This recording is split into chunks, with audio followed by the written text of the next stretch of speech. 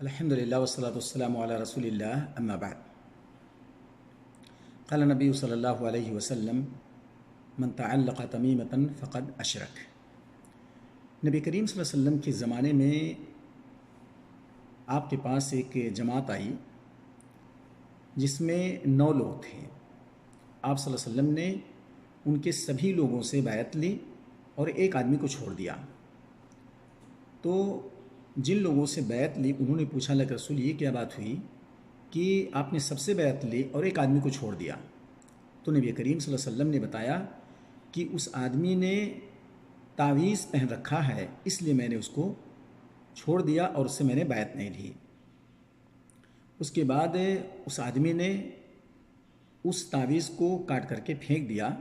تو نبی کریم صلی اللہ علیہ وسلم نے اس سے بھی بیعت لی اور فرمایا من تعلق تمیمة فقد اشرک. جس نے تعویذ لٹکائی اس نے شرک کیا. رواہ احمد.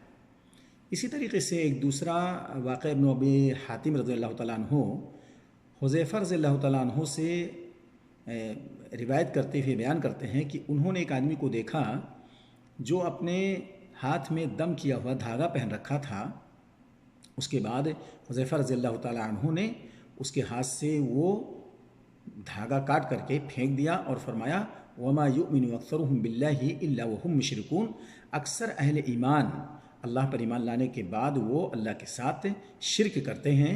یہ جو دم کیا ہوا دھاگا تم نے پہن رکھا تھا اس پر چونکہ بھروسہ ہونے کی وجہ سے اللہ سے تعلق کٹ جاتا ہے اور اللہ سے بندہ جڑنے کے بجائے الگ ہو کر کے وہ اس دھاگے سے اس تعویذ سے اپنا دلی لگاؤ کر بیٹھتا ہے جس کی وجہ سے وہ شرک کے اندر واقع ہوتا ہے.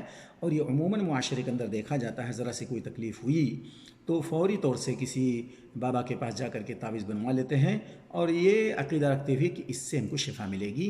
اللہ تعالی ہمیں ان تمام خرافات کے کاموں سے شرکیہ اعمال سے بچائے اور جو مقصد ہے ہمارا توحید اس توحید پر اللہ تعالی ہم کو ثابت قدم رکھے اور اسی پر ہمارا خاتمہ ہو.